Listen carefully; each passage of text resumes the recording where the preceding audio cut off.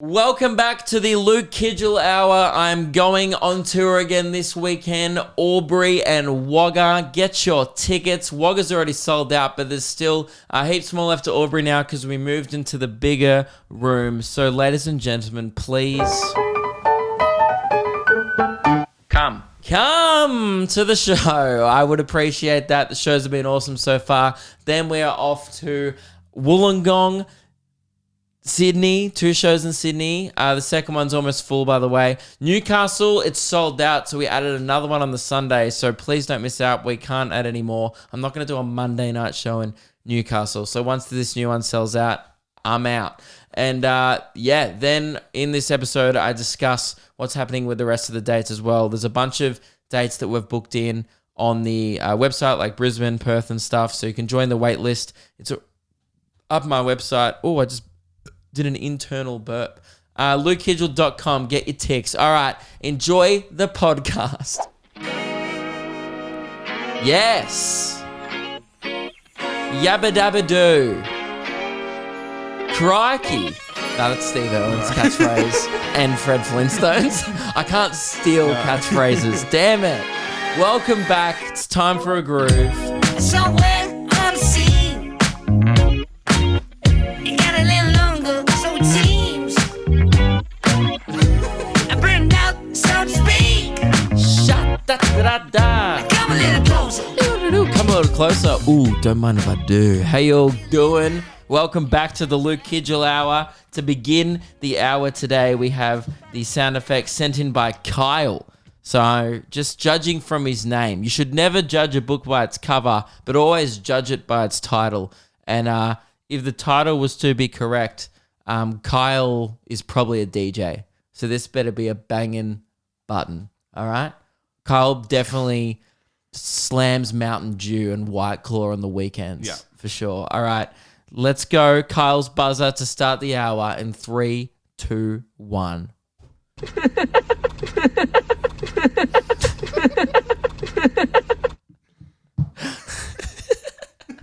the thing, now someone's going to loop my laugh at Kyle's buzzer.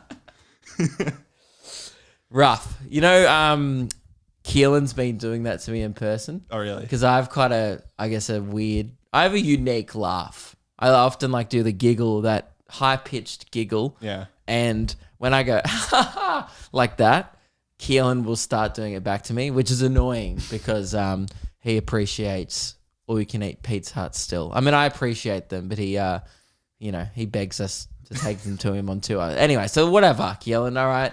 Just, now I'm being bullied by Kyle. I can't believe I just got bullied by a guy named Kyle. Fuck. How are you all doing? Thanks for sending it in. If you want to send in your buzzers, send them in to luke.kidgell. No, don't do that. Send them into lukekidgellpodcast@gmail.com. I said the wrong email the other week on the podcast, and my emails are still being flooded with. I was like, why am I getting all these podcast emails again? Because I fucked up. But hope you're all well. I had a bit of a slow week. Or not really, actually. I had a really busy week. I just came out of it with no good stories. That's when you know your week went well. It's when you just cruise through it. It's a real 8 out of 10 week when you come out of it with very little to no stories. This is bad. I have a jumper that clearly has holes in it. It's a holy jumper. It's not a spiritual artifact. It's just made in China and old. So it's not, I wouldn't be worshipping it, but it is holy still. Maintain the hole. We always have maintain the stain on this podcast. I'm a big believer, if you don't know, if you have a stain on your shirt, just maintain that boy throughout the day. There is the social pressure to get a cloth and wash it, but once that stain, pasta, if it's mud, whatever you get up to, that's none of my business, right? I don't care why your stain's there, but I always respect someone that has the confidence to maintain a stain throughout the day, in particularly the work day. Always most impressive stain maintain. I had a stain during my Geelong show. Remember when we pulled up to the Geelong venue? And I was I was doubting myself, and in a moment of weakness, I regret to say that I panicked and said to Reese, "Oh no, I have a stain on my Maverick merch," which is a sentence you should never say. We did buy Logan Paul merch once as a joke on the Luke and Law's Patreon only podcast. Because it was on a Patreon podcast, a lot of people now just think I wear Maverick merch completely unironically, which is half true. It's a very comfortable jumper, and I do think it's a cool jumper. And I'm also a fan of Logan Paul, so I don't know what if really that joke hasn't aged well, because now I just think it's great merch. But anyway, in a moment of weakness, I said that to Reese, and he reminded me of my core values, and he said, "Luke, don't worry, maintain the stain." And I did a whole show with a stain on my jumper in front of 100 people. Turns out that was not my biggest problem, because my fly was down the entire show, so people didn't even care. So yeah, that's fine. But guys, we're back. We're doing it. And also maintain the hole, I realized just before the podcast, because I said to Reese, I was like, oi. And again, another moment of weakness. Jeez, I'm very insecure of late. I go to Reese, I'm like, oh, should I change my jumper? It's literally got holes in it. And he goes, mate, maintain the hole. And I was like, all right, well, now we're just, at what point do we just go, mate, don't shower, maintain the stench. Oh, mate, Reese, my teeth are a bit yellow. I haven't brushed it. Mate, maintain the yellow. At what point are we just putting funny catchphrases to say over personal hygiene? Yeah. But I'm happy to maintain the hole. I also realized that's probably the catchphrase of a anal porn star, because they also have to maintain their hole. Good to be back doing a comedy podcast, everyone. That's the first joke of the hour. It was fine. Hope you guys liked it. We'll keep pressing on. Hopefully we find a little bit more fun. Here's something to be excited about. Obviously today I am gonna be trying out some new catchphrases. I will not be stealing anymore, like at the beginning of the episode. I'm on a journey to discover a brand new catchphrase in my life. I've been overusing epic, lit, and cool, and I've still been using it throughout the week. Yeah. And I've now stepped it up, Reese. I don't think you've heard this, because I haven't seen you a lot this week. But I've actually started replacing cool with stuff that makes more sense in the moment. Okay. So what's an example? Like I was on time, and someone went, "Oh, you're on time. You're actually early." And I went, "Epic, cool, and punctual." No, I said epic, lit, and punctual. And they went, "Oh." So I've been like replacing cool with stuff that it actually isn't cool. So yeah, that's one thing I've been doing. So I'm desperately trying to get away from epic, lit, and cool, because it's now turned into like epic, lit, and email sent and all this stuff like that. Like, it's not good. I'm not proud of it. Yeah, before we get to all that, I had to go to an engagement party over the weekend, and I am not cut out for adulthood. Why? Because I'm a child. And I realized at 5 p.m. that I hadn't even checked the invite, and it was a 7 p.m. start, so I had about an hour to get ready, which usually before a night out is more than enough time. Shower, deodorant, brush your teeth, just put on some clothes, you piece of shit, that ideally don't have holes in them. But if they do, maintain the hole. So I'm usually not really fussed about that. That's just not my strong point, is like fashion. You guys know that, That's why I'm trying to get Cotton On to sponsor me, just so that I don't have to think about it anymore. I'd take a surf dive ski. I'd take a city beach. Heck, I'd take a, what's the other one? Osmosis? Yeah, for sure. I mean, that's a premium brand. I would love Osmosis sponsorship. I don't know if I'd take a JJ's. I'd consider it for sure, but I don't know if I'd take it. I'd take like a YD, at this point, which is pretty grim. But that's where I'm at. I just don't like to think about clothes. And I realized when I was like, oh, what's the dress attire? Because I realized I've never been to an engagement party at all. I mean, I've been to family ones. It's just like the family get together, and it's like, oh, wear a nice collar, and it's a bit more casual, and it's just at someone's house or whatever. But this was like an engagement party, probably like 100 people at a venue. I was like, oh, is it like, I'm so stupid. I get a Meg, I was like, so is it like a 21st? You just got to like wear a collar? She goes, no, it's cocktail. And I go, oh, do I have to wear a suit? She goes, well, you should. And I was like, well, fuck that. So I didn't, by the way. And I'm not going to lie, I turned up easily top 10 most underdressed people in the room. I wore a linen white shirt with a collar, which was not the vibe. It was like suit shirt, blazer vibe. I still wore dress shoes and nice pants and a linen white shirt. And I was shocked that I was easily in the top 10 most underdressed people. By the way, loved it.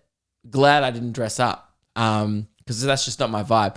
But I did have a panic that the hour before I went, I was like calling my mate who was going, I was like, what's cocktail? You know, I was like, does that mean coattail? I'm like, I don't have a tux. I was like, fuck, I don't know a top hat. Do I need to go get a top hat? Like, I'm just confused as to what. So I'm Googling it, right? Or no, I'm not. I'm going out. I would never say the G word. I would never use that search engine, right? So I'm going the shit out of this, you know?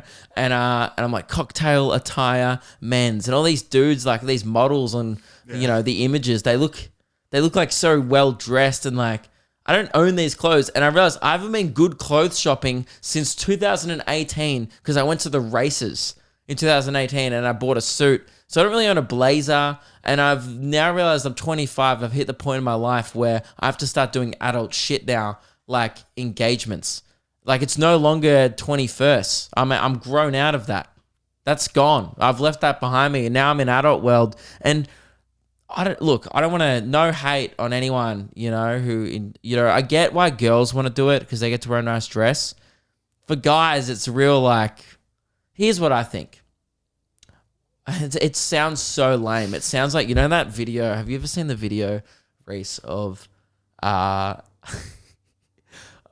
Lavigne explaining what punk rock is? I think I have, yeah. Where she's like, it's not punk rock to say you're punk rock.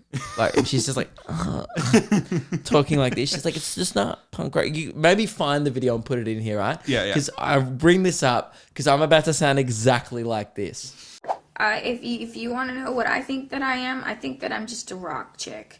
And I like to rock out. I like to throw shit around. I like to go nuts. I like to lose myself on stage. I like to scream. I like to holler. I like to break things. I like to yell. I like to get my anger out. And you know what? Everyone has their own opinion on everybody. This is like the lamest, most non-conformist thing I've ever said. Don't tell me what to wear. I know that's pathetic and like, dude, just wear something. It's not your night, whatever. I get that. But I read cocktail attire on the invite and I was like, oh, for fuck's sake. Right. And by the way, really good. I'm great friends with people who are going to engage. Lovely. Nothing against them. And also, my engagement, I'll probably write cocktail attire on the thing because I get it. You want nice photos and it's a nice night out. And but I was just like, oh, dude, like, I don't look, and it's my fault. And again, I'm mainly angry at myself. It's because I wasn't prepared for cocktail, so I had to just scrounge up whatever I had in the wardrobe. I have a suit jacket that looks weird if you wear it just alone as a blazer because it's not a blazer. I'm like, I'm ignoring this. There was 30 minutes in my room where I've got my new shoes, brand new, hot off the press, white Adidas shoes with like a linen shirt. I'm like sending them to my brother going like, oh, well, what about this? And I was like, and then I caught myself in the mirror. I was like, oh, I fucking look like Alan. I'm like, I look like, you know, I'm about to straddle a table and then I'd have to bring like my ethnic DJ with me to the party to just stand there and fill a diversity quota. Then I'm gonna have to be racist to all my employees, you know, and that's hard because Reese is white. So, you know, I'm just like, I just can't rock this whole Ellen look. So I'm freaking out and then I go, oh, what about dress shoes with chinos? And I kind of put them on and that's what I ran with. And I ran with no socks. Like ankle socks, you know. I ran with like the no sock look and I was like, you know, falsely confident all night. You know, I'm like, maintain the ankle. And I'm just, man, it was 45 minutes of panic before I left the house. And I just don't want to be put that situation. So just, can we all stop pretending that dressing up and being adults is fun? It's not. Right? It's not comfortable. Wouldn't it be great if we could all just like wear a t-shirt and jeans and because all we're doing is like drinking beers and having a dance anyway. Yeah. The people downstairs in the bar, like we're in the function room up the top, I left and then the people downstairs at the bar are doing the same thing as us.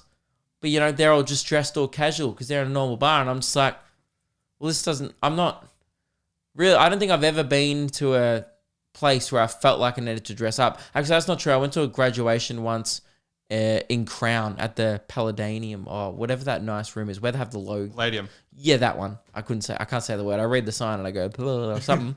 And it's the same room that they have like the Brownlow in. Yeah. And that's quite a nice room. It's where they used to host the Logies as well. I almost said the Loogies, but because the Loogies is a much more prestigious event.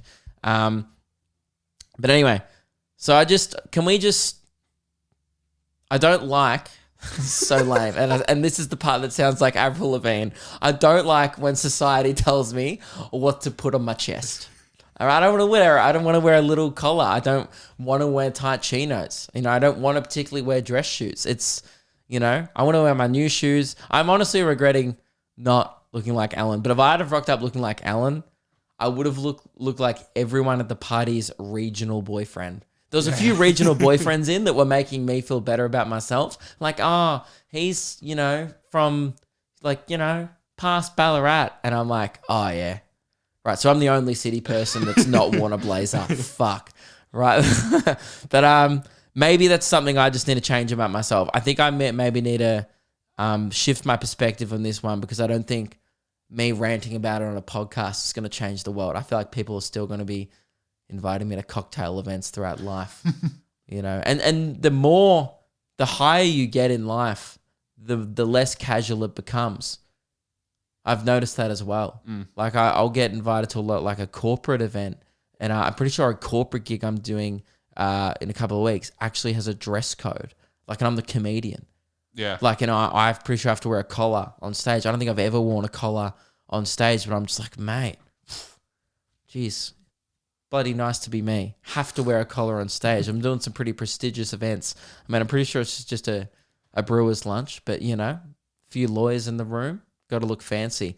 But I've done that before where I've rocked up to corporate events. They're all wearing nice shirts. Most of them are wearing suits, and I'm wearing like a Billabong t-shirt. And, you know, but it's on the Gold Coast, so you know, what do you expect from me? All right, that's probably the birthplace of Billabong. I'm pretty sure that's where they invented the first t-shirt, in the Billabong. So anyway, guys, I don't like it. Can we stop dressing nice? Can we just stop pretending like it's fun? You know, to be like, oh, we're all dressed up for the night. How about we all just have fun and enjoy each other's company? No, fuck that. Yeah, anyway, it's not punk rock to say I love that video, dude, of Avril. It's so funny. Avril's back. Have you seen this? Yeah. Avril Lavigne is back, and she's dating that dude who's friends with him, Mod's son. Yeah, Mod's son, yeah. Mod's son. He's friends with him. I feel bad because everyone knows him as Machine Gun Kelly's friend. But I've been there for like 3 years. I was Lewis's friend. So, you know, I've been the Mod son, you know. But yeah, he's dating Avril. Avril's back. Very cool to see. Wasn't there that conspiracy that this isn't the original Avril Lavigne?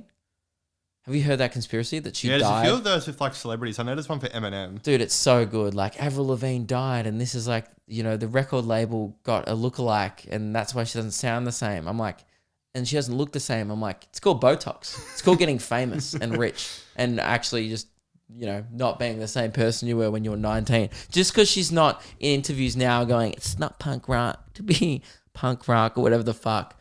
You know, just like everyone's like, man, the Avril at age 39 would still be saying that shit.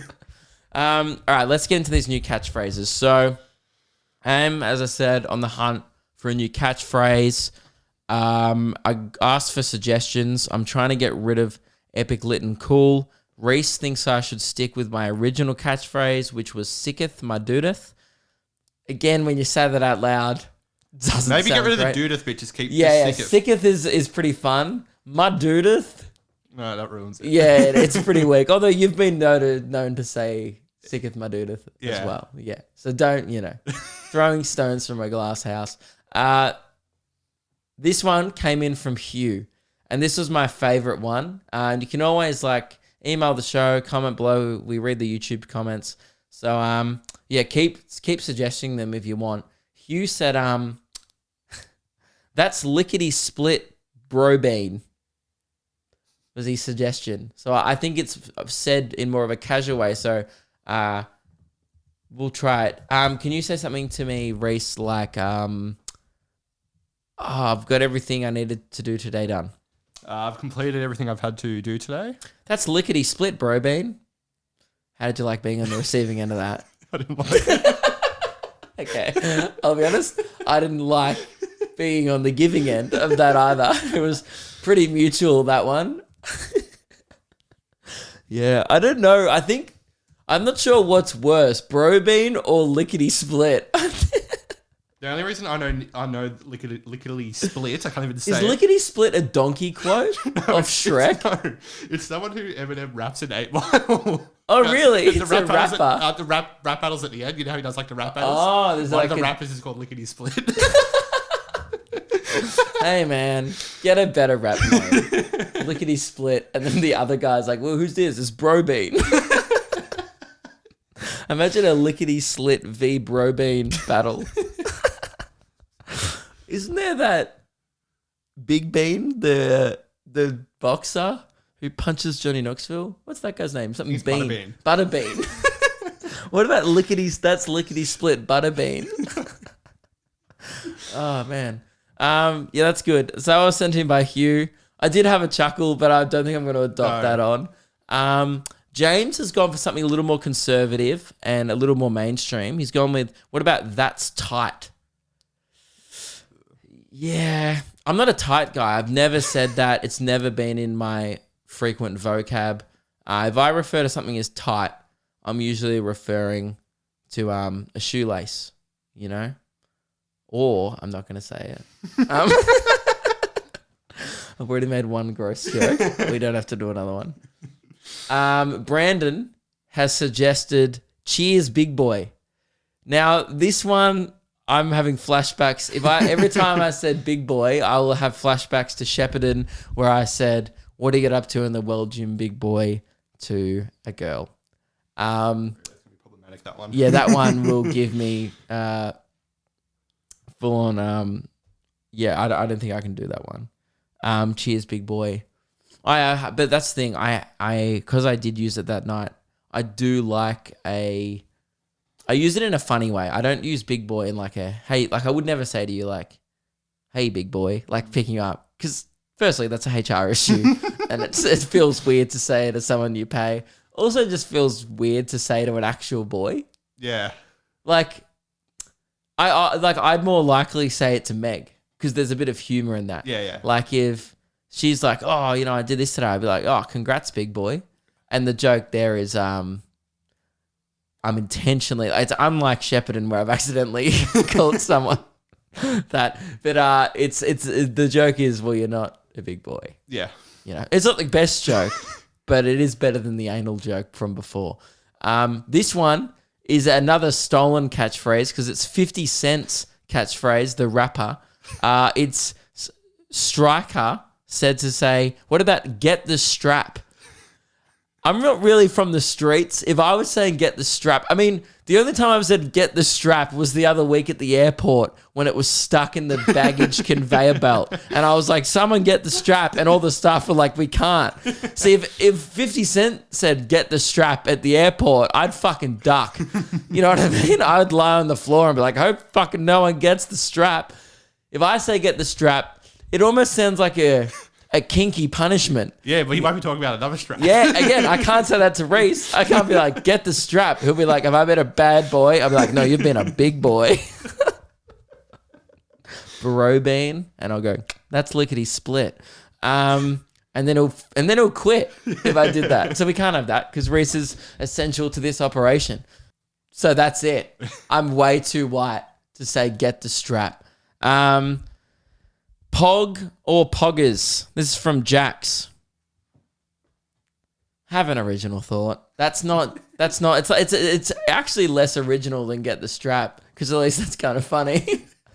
Pog or poggers, Jax? Come on, that's like Twitch lingo. Imagine if anyone who says poggers in real life, unironically, I think Keelan started doing it for a week and we all poo-pooed it pretty quickly. Yeah. I don't think that lasted too long. He was like, poggers, and we're like, no, that's not. No. You're not bringing that into the workplace. This one I liked from our Discord member, Whitey, no wuckers. Now, he said it sounded like an old man catchphrase. I agree, but also, long listeners of the podcast will know, I kind of radiate that energy sometimes. Literally wearing a jumper with a hole in it and maintaining that hole. I don't mind no wuckers. Yeah, I can picture that. I just don't know if I could I feel like I'd have to think about it for the first bit before it came to me naturally, before I was, say something else to me.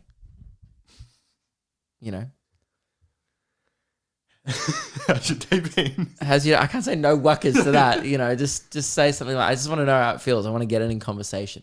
Just say something like, man, I'm going to head out after this podcast. Man, I'm going to head out after we finish this podcast. No wuckers, man. How'd that feel? It's all right. Okay. That's interesting. No wuckers. Yeah, right. What about we do a test run to Meg? We call her in here and I just try and say no so wuckers. Expecting it, yeah. Yeah, okay. Meg! Meg! Can you come here for a sec? All right, Meg has no idea that I'm about to do my first organic no wuckers trial run. I have to incorporate it in the conversation. Great. All right, I'll just ask her something about the tour. Yeah. All right. How's the tour going? How's all the tour stuff going? Good. No wuckers. Cool. How does that feel? Okay. What else has been happening? That's lickety split, bro bean. Okay, that one. Okay, she didn't like that one. All right, we'll go back to no wuckers. I say no wuckers all the time. All right. All right, Meg, get the strap. Get the strap. What is that one? It's 50 cents catchphrase.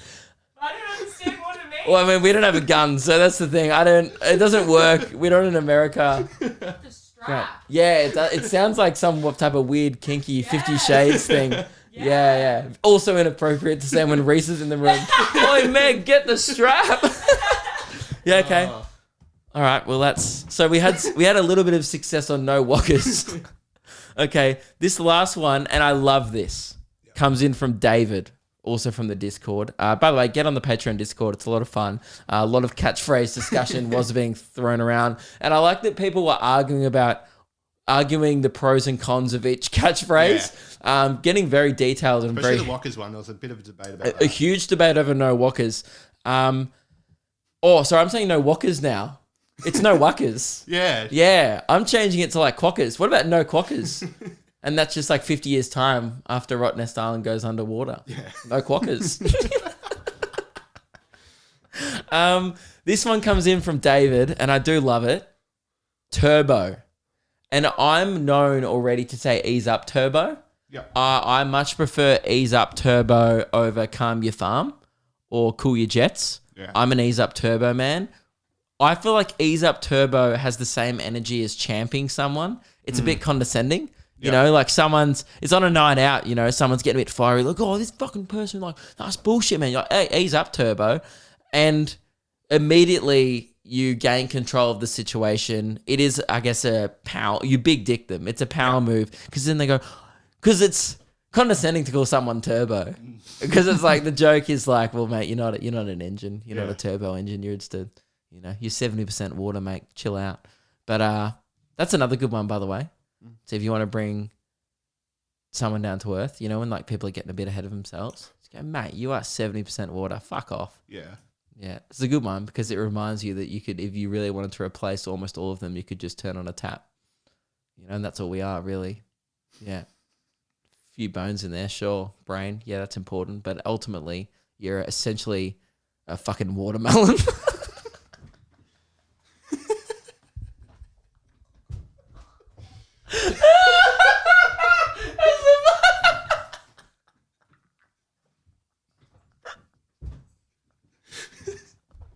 That's the funniest thing I've ever said. That's the shittest thing I've ever said on the podcast. Ever. Because watermelons also have a high concentration of water, like humans. Woo, I'm tired, guys. I think I need to go to bed. Oh, fuck, I'm crying.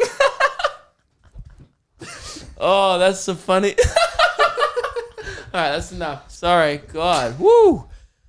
Okay. What are we talking about?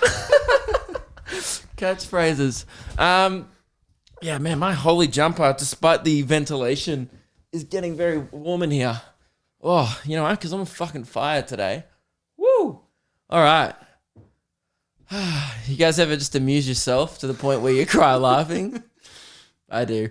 What I did want to talk about was actually the tour plans. Oh, by the way, yeah, so we need okay, so just to finalize this discussion, I'll try and incorporate no walkers, maybe around the workplace. Yeah.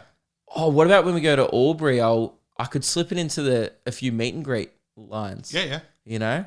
Also, at shows, if you see me at a show, mate, suggest some shows. By the way, suggest some shows. Suggest some catchphrases at the shows. I'm coming to Albury this weekend. We're moving into the big boy room. So please come down, lukekidgell.com. The room is big because we sold out the small room, which is where I did my show last year. And so we sold a lot more tickets than I thought I would. So I was like, let's move to the big room. And turns out it's like 4 times the size of the little room. So please come down. I would love to see you there. So yeah, Albury, lukekidgell.com. And Wagga is sold out. And then we go to Wollongong, Sydney. We added a new show in Newcastle because it's sold out. But yeah, anyway, I probably will have already put a plug at the start of this episode. So whatever I said at the start, lukekidgell.com. Great. I did want to update. Yeah, so I'll do no walkers. I keep not finalizing this. I'll try no walkers. I kind of want to keep persisting with that's lickety split bro bean. I think I need everyone in my life to tell me that's not okay before I completely give up on it. And get the strap is just a definite no. Okay. And turbo, I will try and incorporate more, but I already used that one a bit. And I'm not a fan of that's tight. That's tight is just like not it. People won't even realize I'm doing a catchphrase. People just might think I say that a lot. Yeah. At At least when I say sicketh, people know that's an uncommon thing to say, and that's probably his catchphrase. That's probably his thing. They're correct. Yeah, tour plans. I did want to update you all. So essentially, why I did have a bit of a slow week. I had a great week. We went to like Crown with Meg. I celebrated my birthday kind of late. We had a big night out in the city and so much fun, but because it all just went smoothly, it's just like not really funny if I go, man, we like had a great night. We went to Gold Class, had a great dinner, went to a spa, went to Holy Moly, had a beer, and then had 9.5 hours sleep because I was really tired. It's just not a good story. So I was like, I had a great week, but yeah, just no real funny stuff happened, I guess. But one thing I did want to update you all on was because we've pretty much been working full time on it. Everyone's been asking me about when I'm going to add more shows and whatnot after these New South Wales ones. It's a very good question, and I've been saying soon for ages. So the reason why I should explain to you all, and also some people just find this interesting when I talk about behind the scenes stuff, but essentially the reason was originally, as I said on this podcast in the past, we were splitting the tour up into 2 parts because of COVID, and I didn't want to book shows too far in advance because it's still so uncertain. Like today, there was 1 new local case in Victoria. There was a couple in New South Wales this week. They're always just going to pop up every now and then. So I was like, let's just book the tour in 2 parts to alleviate the risk because last year I lost a fuckload of money having to cancel the tour. And it's just a bad way to run a business. Planning a year ahead in any business in this climate is stupid. It's very short term. So that's the main reason. But then we tried to book all this stuff, and I really wanted to come to regional places in Queensland and also New South Wales. Turns out it's very expensive to hire cars at the moment because all the hire car companies cut their fleets in half during COVID because they weren't getting any business to stay afloat. I assume they just sold half their cars to keep in business. And also there was also a car shortage in Australia because manufacturing stopped for a bit, or importing probably stopped from overseas countries affected, or at least slowed down. So anyway, there's like a massive hire car shortage in Australia, which I only just found out about because we went to try and, fly to Brisbane, the usual, and then drive around, hire a hire car for like a week and whatnot. And it's usually like $60 a day for like a SUV or $80 for a really expensive car. These days it's like $250, and that's without insurance every day. And that's with only me driving, like an over 25 driver. That means Meg can't drive and blah, blah, blah. And it means I'd have to do all the driving for my show. So that wasn't really an option. And it was also just so expensive.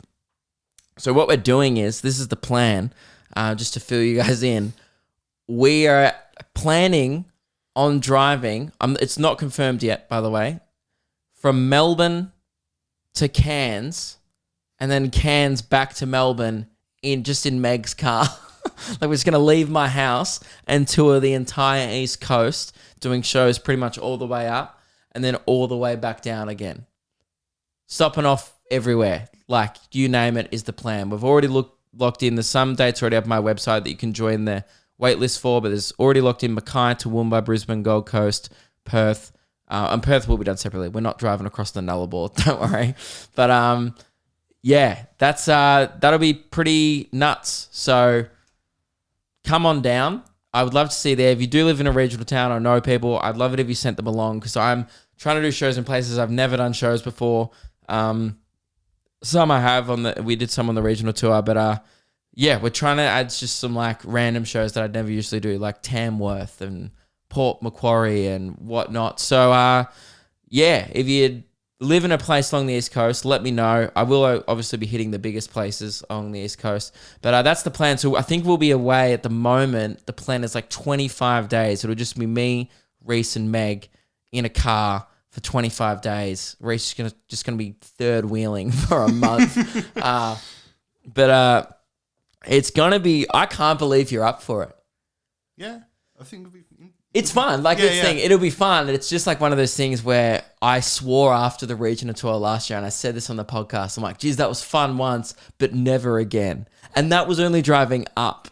So now we're going to drive from Cairns and go, all right, halfway there. Imagine being halfway on your journey when you get to Cairns from Melbourne.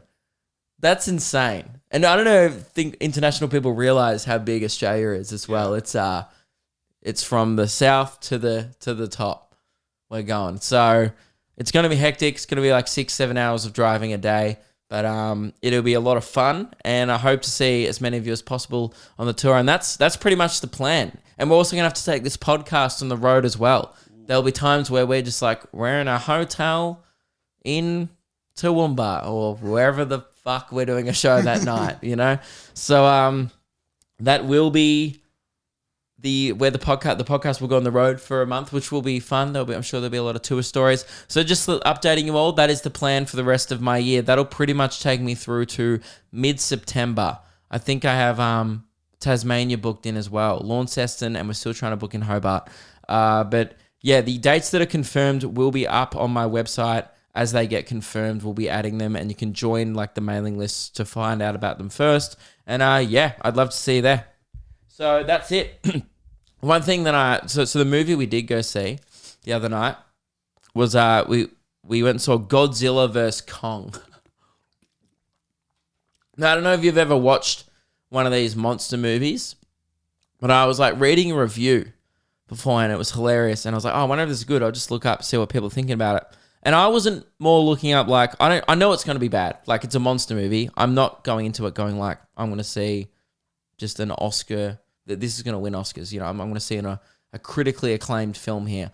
I'm going to see Godzilla fight King Kong. I know what that is. I've made my bed, right, when I bought the ticket. And I want to see two CGI monsters fucking each other up for 2 hours. And that is exactly what it was. And it was hilarious. It was pretty funny, good stuff, whatever. I read this review before I went in by some film critic looking for something else. He was just like, oh, the narrative was weak, blah, blah, plot. And I'm like, mate, if you're going to watch two monsters fight in a cinema, you're not going for the plot. At not one point during the film was I like, oh, mate, yeah, this fighting's a bit cool. You know, like, yeah, it's cool when a giant gorilla punches a fucking lizard in the head, but I just need more plot here, you know? I feel like I need more character arcs. Like, why is he punching him in the throat? You know? And like, it's this same dude just like reviewing porn going like, I just didn't really like the plumber's backstory. You know, I'm like, why was he there? I mean, I feel like it would have been a better exchange if he just like, you know, got money out of the girl instead of his cock being sucked. Cool, dude.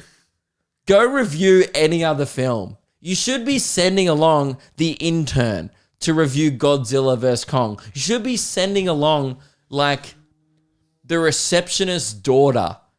If you like work at like some, you know, The Age and you're like, oh, we need to get a review of every film that comes out, don't send along guy who likes movies to watch Godzilla vs. Kong. He gave it like 2 stars. It was like, yeah, 2 stars, weak narrative.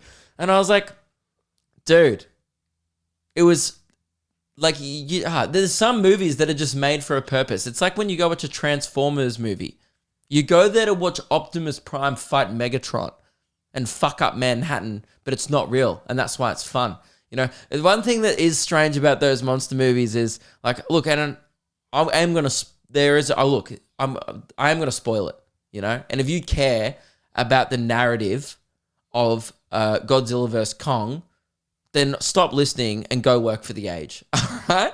So essentially, Godzilla and Kong are like fighting each other throughout the movie or something, because like there could only be one alpha titan, and then like that New Zealand kid who's in like Deadpool or something, I don't know, you know, like the chubby New Zealand kid, Julian, he's a sick dog, he's like a legend. Yeah, Julian Dennison, or I don't know, he's a legend. Anyway, that kid's in it, and Millie Bobby Brown is in it, and I still didn't really get why they were in it, but anyway.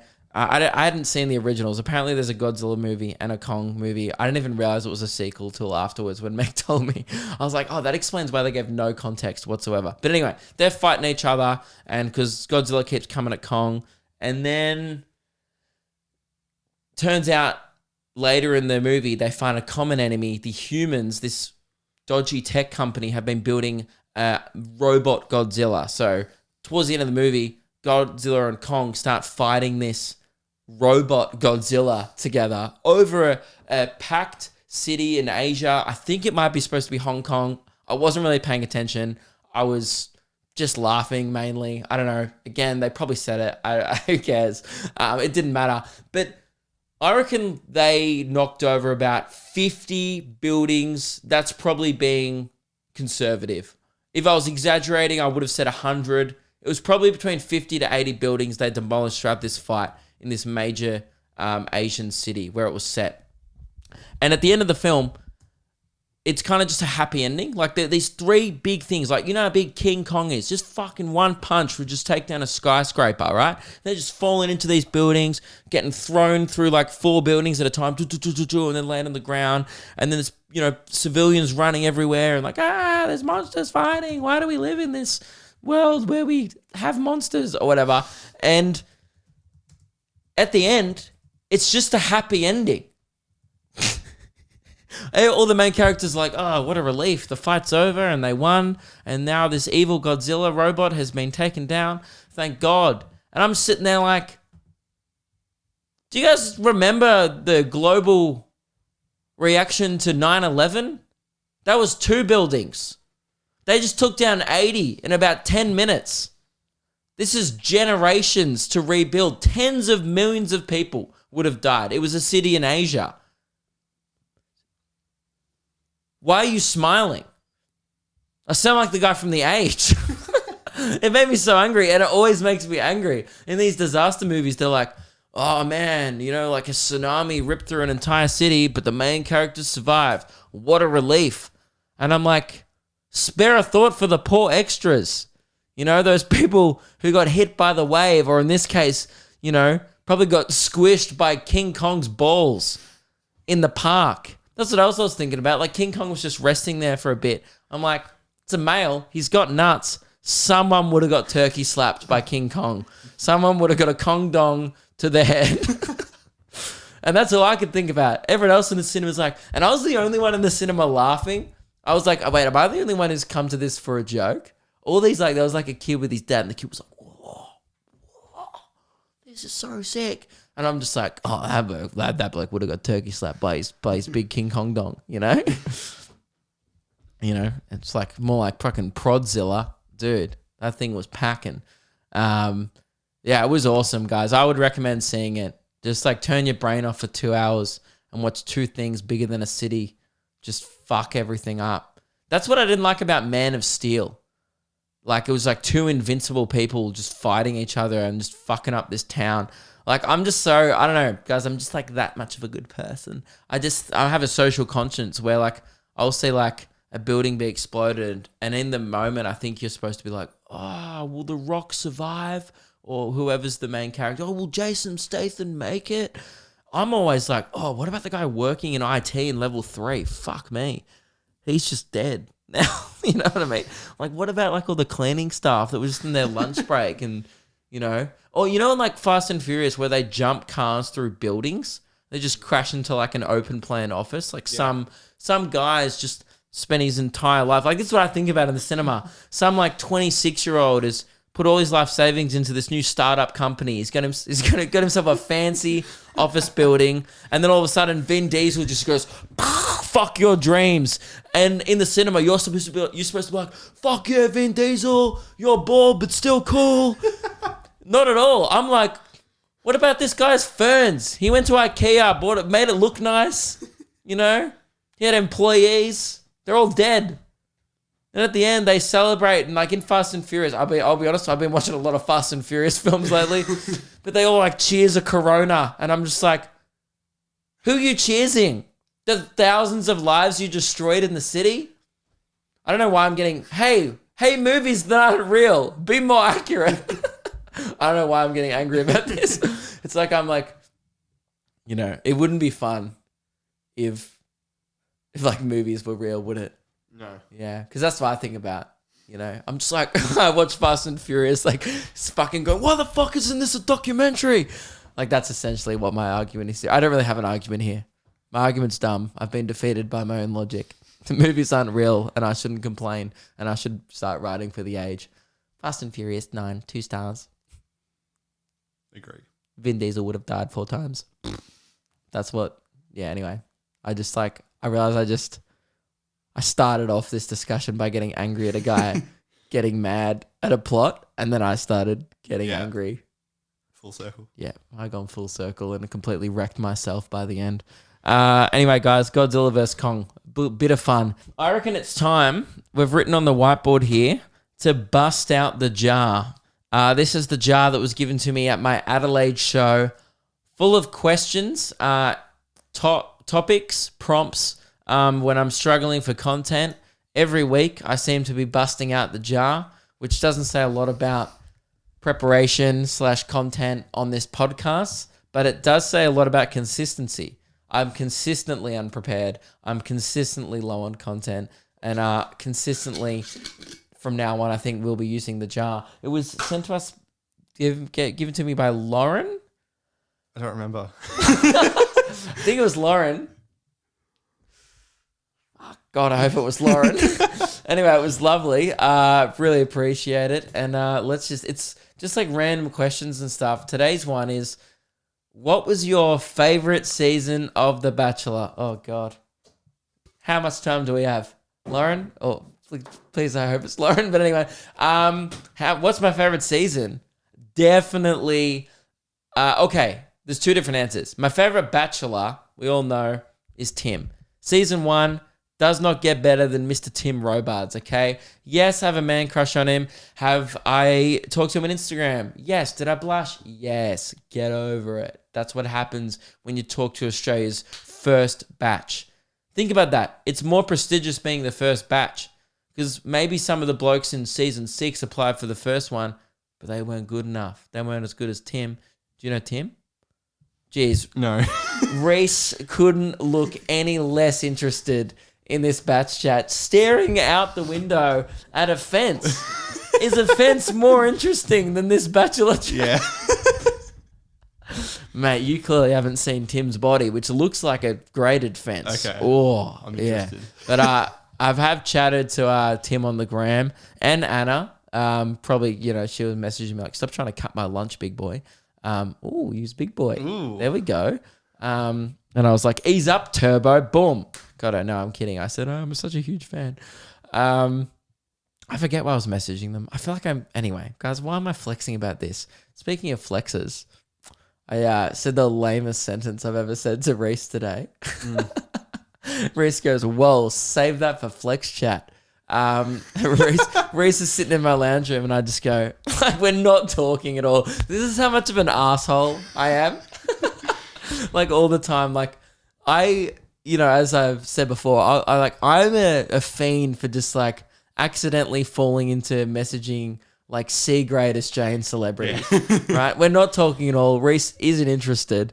And I just burst out with, yes, I've been messaging Sean Divney from Short Stack this morning. Dude, who cares? Don't worry about it. Dude, get over it. Trust me, it's not a big deal. Somebody thought, Reese is like, what?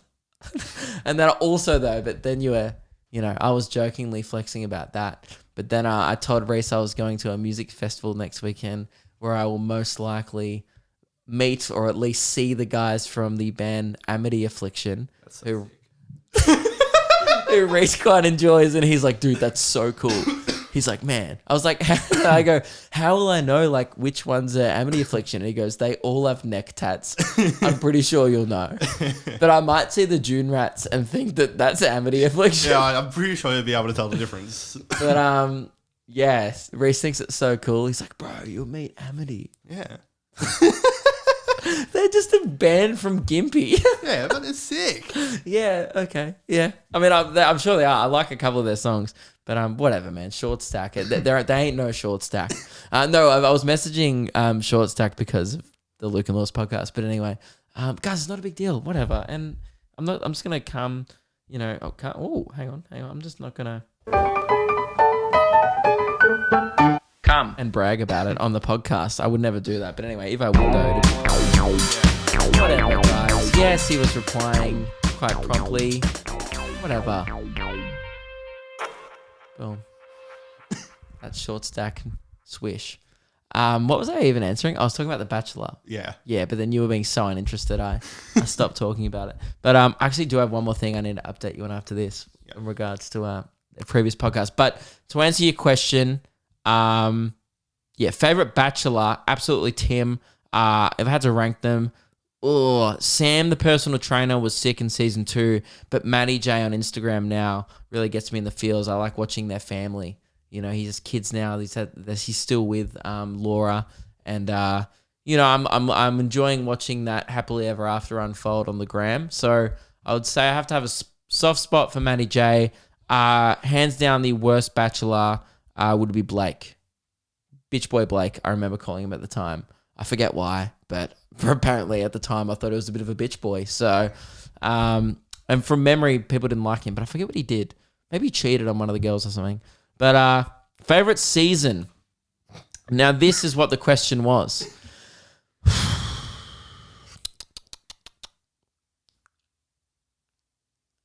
I liked Osh's hair best in the most recent season. Isn't that crazy? He's getting better with age. He's like a fine wine. He's like what else gets better with age? That's about it. Not a lot of stuff ages well. But he gets better, Osh is old. I'm not going to lie. Internally, probably a lot of asbestos. That man is ancient, but his exterior is looking as good as ever. It's a credit to him. He's sober, great man. He's got a great mindset.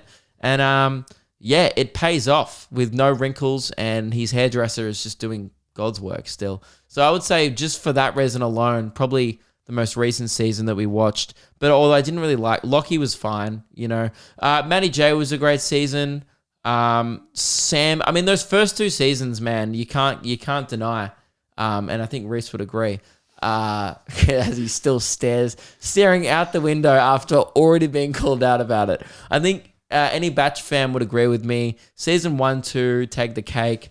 And then we had a little bit of fun with Matty J. We had a lot of fun. Oh, actually, no. My favorite season is the Honey Badger season, dude.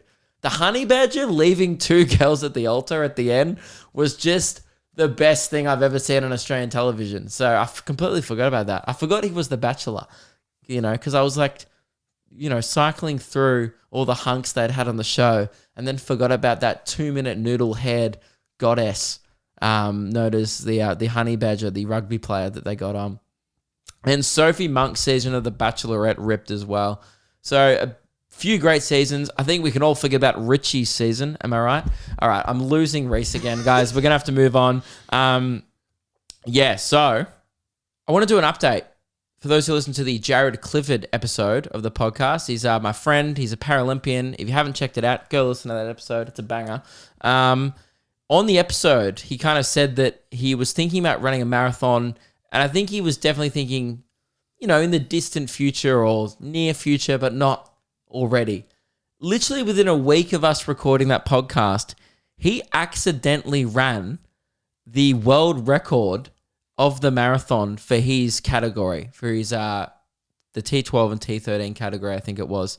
We'll have to get up the time. I think it was like 2 hours 7 or something. I think it's on his Instagram, but absolutely unbelievable. Hang on, we'll just go. He ran 2:19. Okay, sorry, 2 hours 7 is like the world record, I think. 2 hours 3 is the world record, I think. 2 hours 19 for a marathon. And he accidentally did it. So he was supposed to be pacing someone for 35K, then looked at his watch and he was like, oh, geez, I'm feeling pretty good here. And I'm on world record pace. And then he's just like, I might as well just keep going. Yeah. So he just smashed out the last 8K like a champ and beat the world record when he didn't set out that morning. Do you know how weird that is? To wake up one morning and go, I have no plans to get a world record today. Most people, when they get a world record, are like, geez, I could give it a crack today. And they limber up. They probably brush their teeth, look at themselves in the mirror and go, this is it, man. This is the day you're going to get a world record. I reckon that's how most world records are achieved, with like mental preparation and also physical preparation. The week before, he's already ran in like 3 championships the day before. And he backed it up with a marathon world record the next day. I'm confused, Jared, at how you do it, but I'm very proud and impressed. It's very cool to hear. And I realized there was 2 stories that I forgot to tell when Jared was in that I was annoyed about. I was like, oh man, I can't believe I forgot to bring this up. 3.5. Oh, 3.5 minutes? Yep. Just enough time.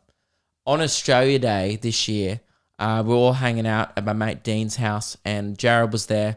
And firstly, I was playing him in beer pong, and just to remind you, he's legally blind. Really can't see much more than a meter in front of him, which means he can't see the end of the beer pong table. So he's shooting completely on vibe alone, which actually I've figured out is the best way to do beer pong. If you're actually aiming, you just miss because your senses are all off. You just got to vibe out where the cups are and, start pinging.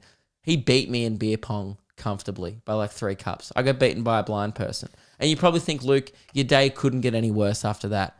There's nothing more shameful than getting beaten by a bloke who literally can't see the cups in beer pong. It gets worse. Throughout the end of the countdown, I would say the top 20 songs, we moved down to the grassed area to play a game of cricket. And we selected teams. Meg was the captain, and I think Dean, who was hosting the party, was the other captain.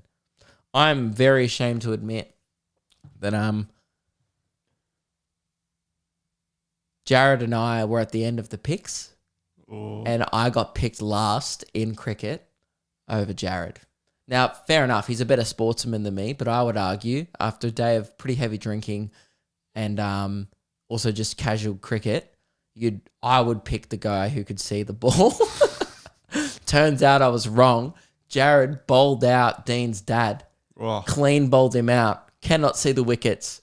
The embarrassment from Dean's dad was next level that day. But I forgot to tell that story, man. I got picked. Think about that. My own girlfriend picked Jared, picked someone who's legally blind. She's like, I'd rather have Jared, who I'm not dating, can't see, and has never played cricket before, than my own boyfriend who can see. Yeah, it's like some primary school shit. Oh, brutal. It was brutal. I felt like the fat kid at the end of the class. I was like, I've been just left till last. And Dean was just like, When I got stuck on Dean's team, he was like, fuck, we have Luke. And I was like, am I that bad at cricket? God damn. It turns out I'm very bad. Yeah, I got out. I think I hit a 6 and out first ball, which means I'm good at cricket. I'm too good. That's my problem. That's why they didn't pick me. I'm too good. That's what you tell yourself when you get picked last. They just didn't want me because I'm the best. 40 seconds. But yeah, that's the end of the episode. Thank you all very much for listening. So, you know, I tell that story to anyone else who's got, you know, picked last over someone who's legally disabled. You know, it's, you know, you can't say anything at the time, but it doesn't mean it hurts any less. You can't be like, oh, why would you pick the blind guy for me? I mean, I did say that, but you shouldn't, you know? You shouldn't, and usually in a situation you can't, but when you're all friends, you can. But yeah, you know, so that's just, hope it made someone else feel better. It happens to the best of us, and yeah, that's what you get for being too goddamn good at cricket. But thanks for listening. I'd love to see you in Albury this weekend. Otherwise, much more shows will be announced soon. Check out my website. Dates are being added as they get booked in. LukeKidgell.com. Appreciate you listening. Is that the end? I got to play the buzzer. Oh, Kyle's buzzer. Let's end it with my laugh. Oh.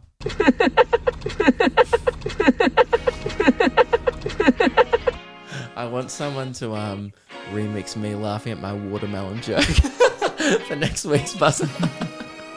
All right, but I would like it like in song, if anyone could do that. Yeah, I'll put it in a Discord and see if anyone can. Yeah, great. All right, guys. Thanks for listening. Bye. So